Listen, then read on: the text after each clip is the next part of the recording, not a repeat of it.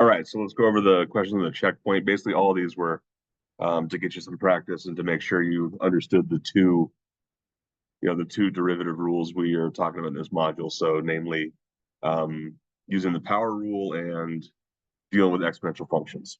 Something else we've learned that we can do with derivatives is we can essentially take all these added terms, our added or subtracted terms, and basically take them one at a time. So, what is the derivative of 5x cubed with respect to x? So something else we found is that if you have a constant multiple, then basically the derivative of 5x cubed is the same as 5 times the derivative of x cubed.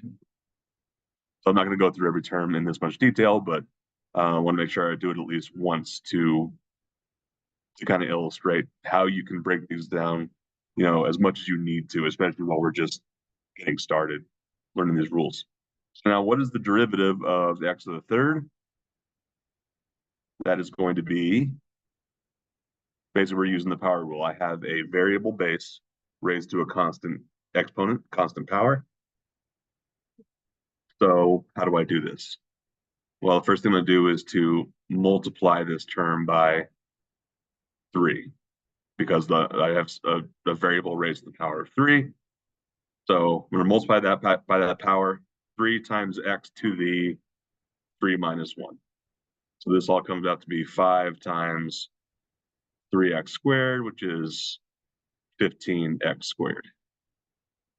So what's the next term? The derivative of negative 7x. This one's a little bit subtle because I have not expressly said what the power is here. That's power of 1. So negative 7 times the derivative of x to the power of 1. So that should be 1 times x to the power of, if we count down or we decrement 1, so reduce our power by 1, we get 0. So 1 times x to the 0, which is 1. So our next term is negative 7. And finally, what's the derivative of 2, which is a constant? So I'll remind you, I don't even know what time this is, but a derivative tells you something about the instantaneous rate of change of the thing you're taking the derivative of. If you have a constant like 2, its rate of change, if we're talking about the rate of change of something that never changes, then the only way to quantify that is 0. So our derivative here is going to be 15x squared minus 7. All right, moving on to question 2. What is the derivative of e to the x? So this is one subtlety I want to point out here, is that everything in question 1 we took a derivative of was variable base, constant power. This is the exact opposite situation. We have a constant base, e is a constant, raised to a variable exponent. So how do we deal with derivatives like this? So the derivative of e to the x is equal to e to the x. So basically, when you take a derivative of an exponential function, your derivative will contain that original exponential function. So what's the rest of it? Times the natural log of the base. So can we simplify this a little bit? What is the natural log of e? What does natural log mean? Well, it's the logarithm base e of e. What does this mean? Basically, what a logarithm asks you is, it asks this question: how many times, what power do I have to raise this base? Okay, let me start over. What power do I need to raise e to in order to get e?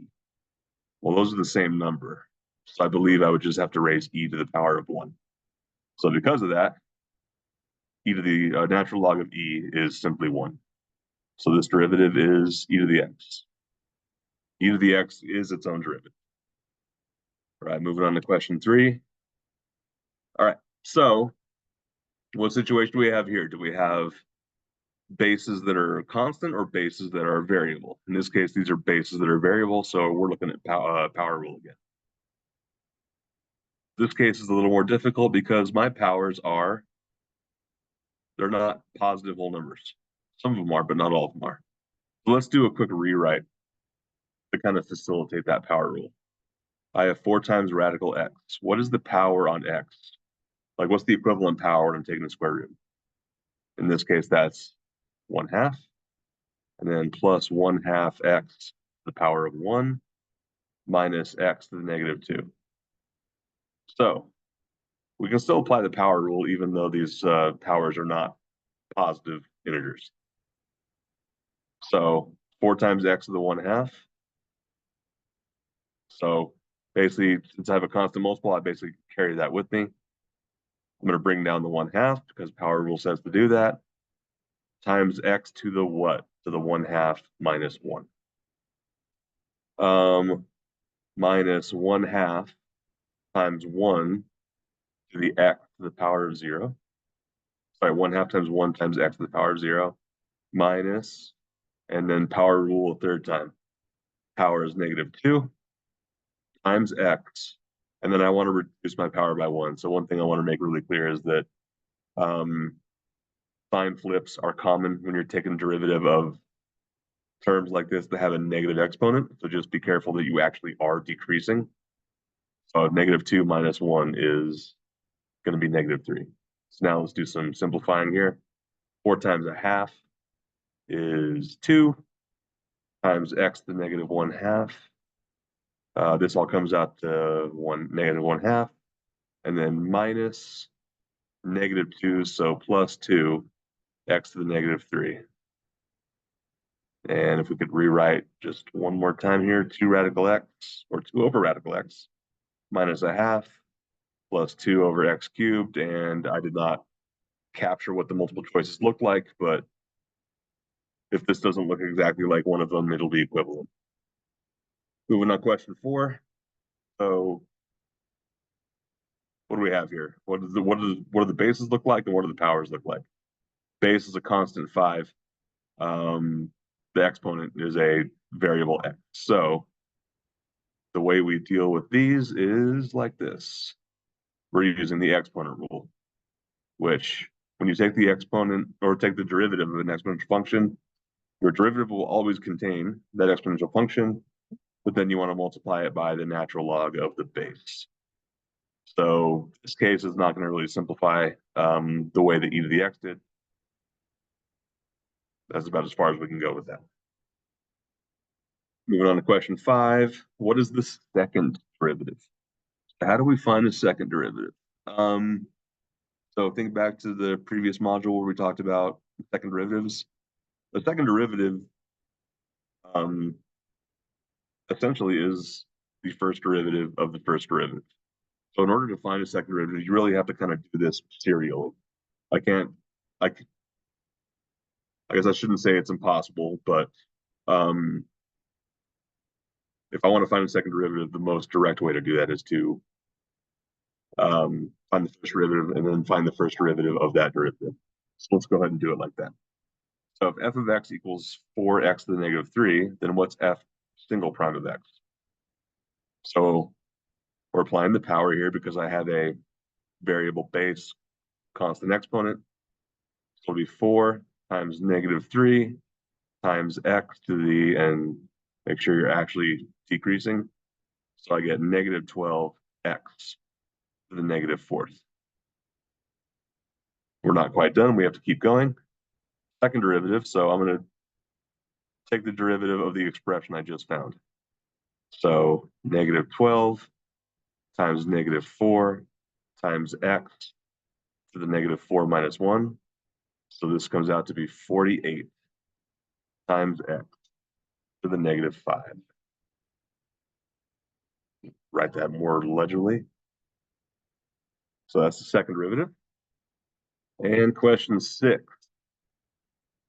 So what's the second derivative of f of x equals 5 to the x?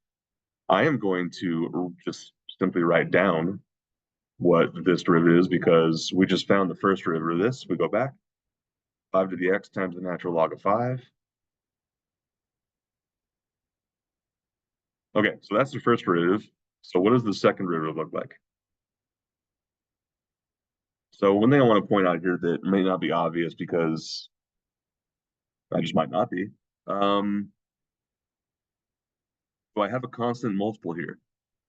I really do. And it might look a little weird because typically with exponential functions,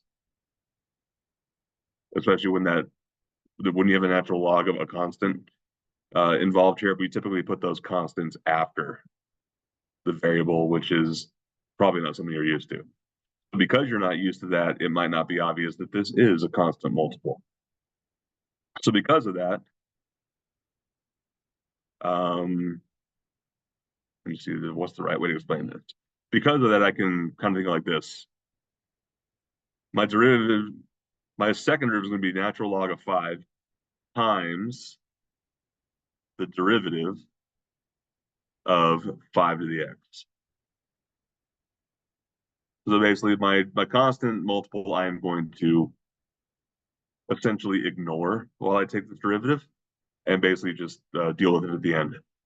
So what is the derivative of 5 to the x? We basically have it written above. Here we're going to get the same thing. So natural log of 5 times this derivative, which is 5 to the x times the natural log of 5. So we can combine some things here. In the end, I'm going to get 5 to the x times the natural log of 5 all squared. So that should be the second derivative. And that's it for the checkpoint.